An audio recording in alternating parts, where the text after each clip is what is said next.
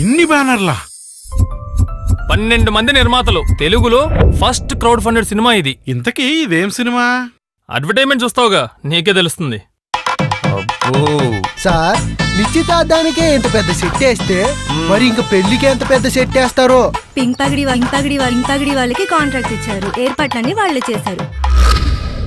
ఈ జుబ్బా విప్పేసి ఓం అన్నానంటే హైవే పైన బీక్యాబ్ లా పరిగెత్తడమే. మీకోసం కళామంది నుంచి కొత్త డ్రెస్సులు, కీర్తిలాల్స్ నుంచి జ్యువెలరీ తెప్పించాం.